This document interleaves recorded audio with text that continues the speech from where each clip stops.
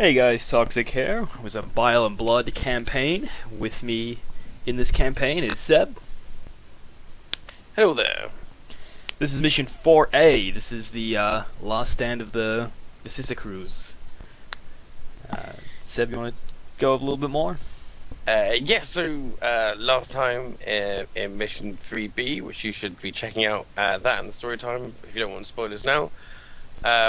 In 3B, the Viccicrudes of the Fermenters, the Sorcerer cult, were making a huge attempt to summon vast waves of demons, and were very much cut off from doing that by the Inquisitor and his Space Wolf allies, resulting in crazy warp rifts open, which will be roaming around the board, and also kind of broke the back of the Viccicrudes, so they kind of run crying back to Rybel Tanglefoot and the rest of the Fermenters to back them up. So we're essentially fighting to see the Viccicrudes stay on Theria, or if they're kind of sent back to the fleet.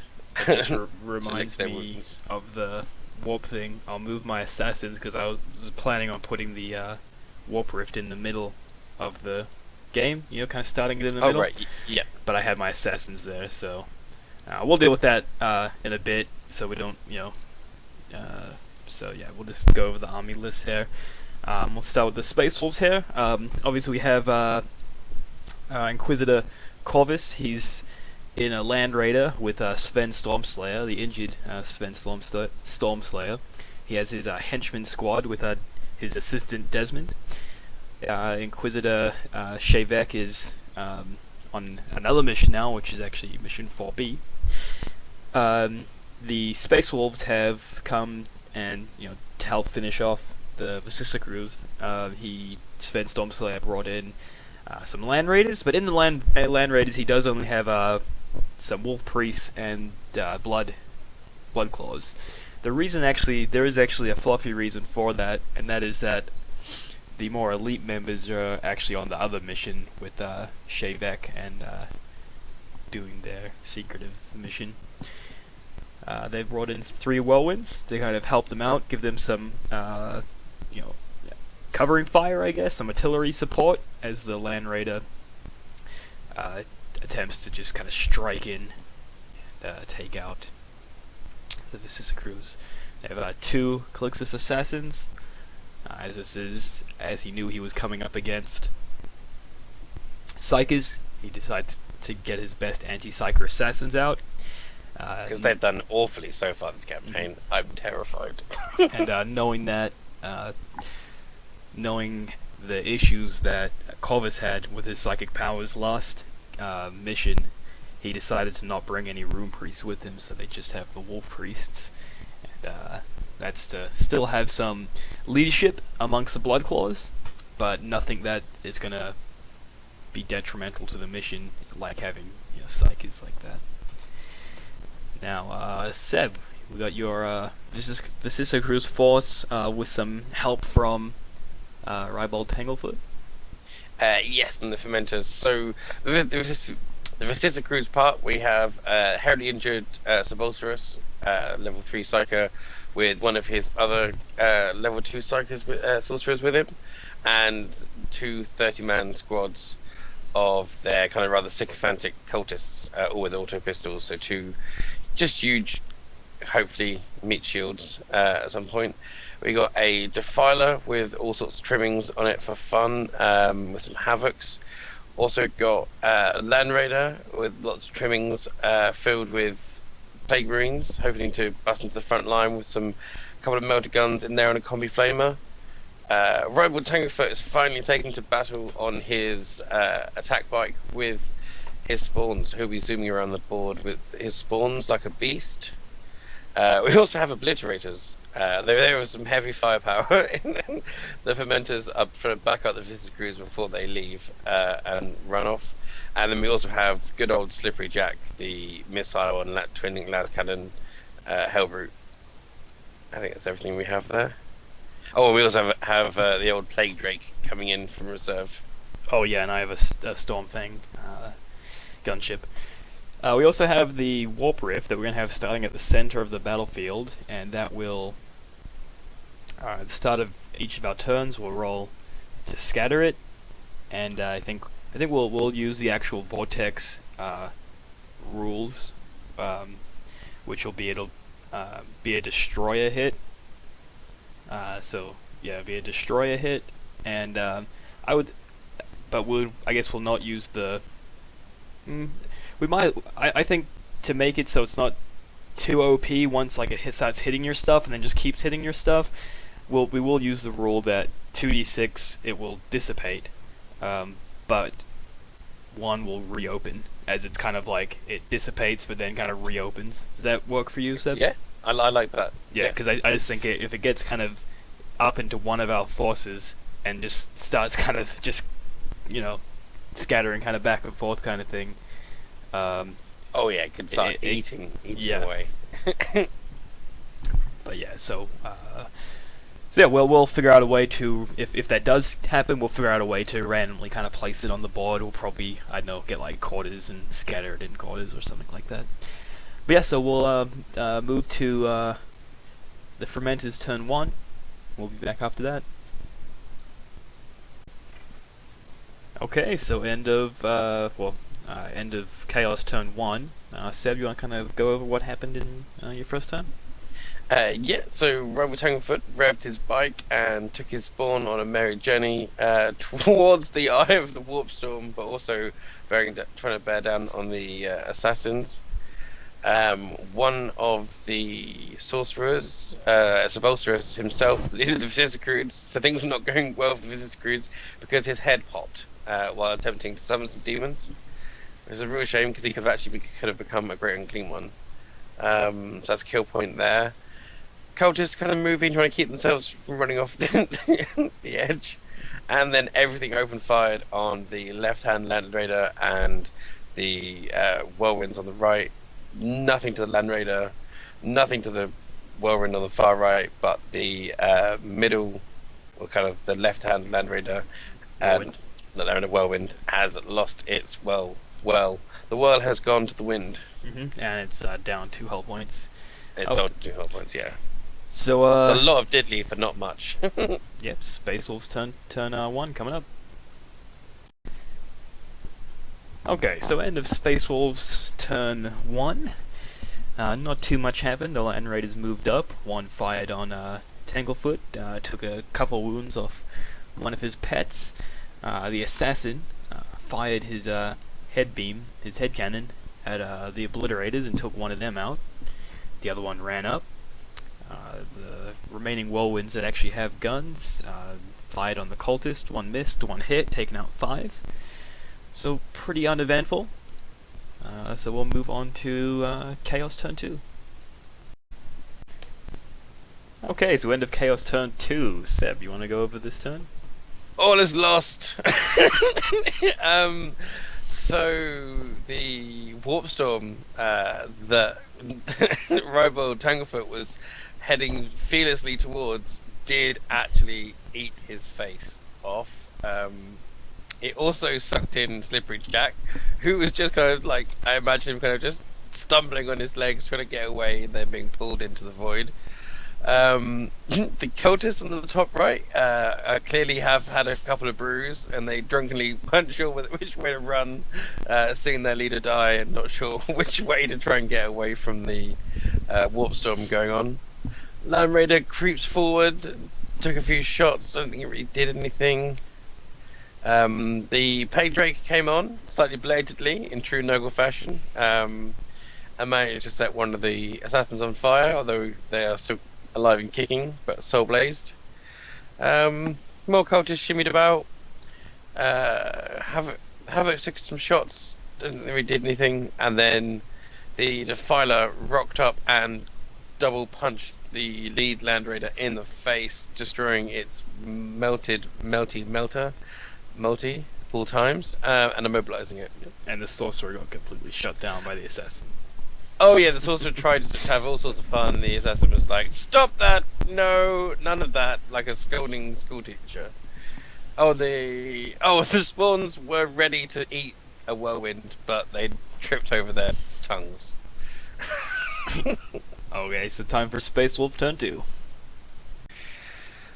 Okay, so end of Space Wolf turn 2. The Land Raider that was immobilized, the Blood Claws got out and slaughtered the cultists here.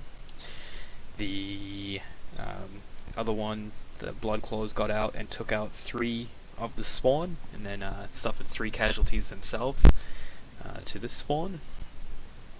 The Assassins both charged into the Obliterators, the Obliterator only failing 1 wound.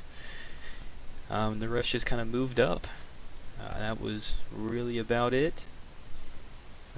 Anything more to note on that one? Do you want to do a kill point check for the time to see where we are?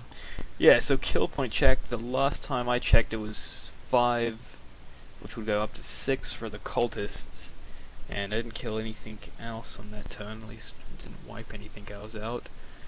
So yeah, it's 6-0 with 2 kill points for the warp. The warp. So yeah, I'm cheering for the warp right now. So yeah, so we'll be up with Chaos turn 3 next. Okay, end of Chaos turn 3. Seb. So we had a bit more deliberation about what to do. Havocs opened up again on the top left Land Raider to no avail. We had the Defiler disengage with the immobilized Land Raider and decided to come in and drop the Batter Cannon and some Power Fists and mulched up a few of the Bug Claws on the top left. We had the Obliterator and Assassin ongoing. It didn't end well for the Obliterator, although the Sorcerer did pop in, tried to distract and challenge one of the other Assassins, but ended up getting himself killed anyway, because there's no point trying powers when you've got 1 wound left and you need 6s to get anything off. God damn Assassins. The Land Raider on the top right opened up on the Whirlwind again to no success, but the cultists did manage to get themselves in a shed and hiding away from the Warp Storm, which is now barreling towards my board edge. The only thing that did go well for me was the fact that my Helldrake did manage to come off and Vector Strike, destroying the already damaged Whirlwind. Not stopping the firepower because its weapon was already destroyed, but that's my first kill point. Although the Obliterator, Sorcerer, and Spawn that was clubbed to death by Bug Claws, another 3 kill points for Toxic. Good times. Yep, so right now going into Space Wolves turn 3, we're looking at 9 to 0 with 2 points for the 9 to 1, sorry, with 2 points for the Warp Storm. Okay, so Space Wolves turn 3 coming up. Okay, so end of turn 3, the Stormfang gunship displayed here as a Grey Knight. So Storm Raven finally came on, took some shots at the Land Raider, but the cover saves kept it alive. Whirlwinds killed a few cultists. This Land Raider packed up the Blood Claws again, managed to get a hull point on the other Land Raider. The Assassins came across into this warehouse. The fire between the Redeemer came here and scorched a bunch of Havocs, the last remaining one fleeing all the way back up into the corner here. The the Blood Claws, there we go. They managed to take another hull point off the Defiler, and he managed to kill another Blood Claw. And that's about it. So we're going to go into turn 4. Turn 4 Chaos. Okay, end of Chaos turn 4. Over you, Seb. We have more cultists hiding in another one of these sheds here, basically cowering behind the Land Raider, which continues to fire everything and not do very much, although it was firing at the Land Raider this turn. The Helldrake came on, tried to Vector Strike a few different things that it couldn't Vector Strike before attempting to Baleflame one of the Whirlwinds, which was not successful. And then the Defiler in the combat up with the Space Wolves up there managed to do very little and take some damage and lose combat. So things are just falling apart. Noggle is not pleased with the fermenters and the Viccicrudes at the moment. Okay, so Space Wolves turn 4 coming up. Okay, so end of turn 4, and we are going to call it here for the purposes of mostly time, so we can get some more missions in, and there wasn't really any, what would you say, like, kind of story elements that would keep us going. So hope is the word. That was what there was known. So the Bloodclaws finished off the Defiler with their grenades. The Land Raider took some hits, but managed to survive. The Chaos Cultist got pelted a little bit more, so yeah, we decided just to call it because it was pretty much going to just end kind of, just pot shots back and forth until, yeah. So, so this is going to be the end of Mission 4A. Mission 4B is coming up next, which is Shavek and some Space Wolves going down into the, what would you call it? The Underhive? Underhive? Yeah, so basically into the Underhive kind of sewer kind of area. She basically, in the last mission, this is all mentioned in the story time, and I guess we'll mention it again, but yeah, so she was picked up some psychic presence, and she's going to investigate. But yeah, in this battle, and we did roll to see what happened to Sepulturus, is that his name? Yeah? Sepulturus, yeah. Yes. Cruise. He was killed. And Rybald Tanglefoot has been sucked into the warp, so we don't know what his fate is right now. So that's the body count is piling up. Nalukian ascended, died. So Tanglefoot is now lost in the warp. Sepulturus has died. Bob's died. Oh my god, it's not looking good. Yeah, so there's all three of your main characters are gone, and one of your minor characters. Yeah. So we'll have to see what happens in Storytime Part 5. And I also came third in this battle. Yeah. With 2 players. It was 12-2-1. And when I say 12-2-1, I don't mean 12-2-1. I mean like the 2 is actually the kill points that the Warp Storm got. Yeah. Oh, the Warp Storm is a better player than I. Technically, it's 11-3-1 because the Warp Storm got Slay the Warlord. Oh, that's true.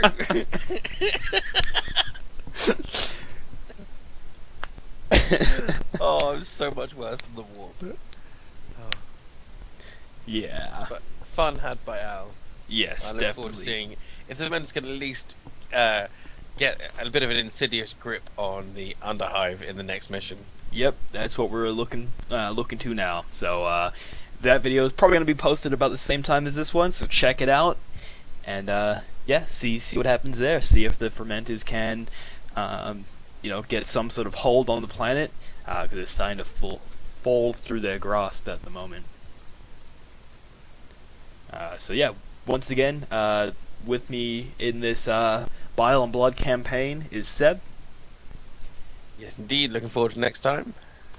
And I'm Toxic. This has been a Bile and Blood campaign for Allies Index. Check out alliesindex.com for more geeky gaming goodness. And like always, have a good one.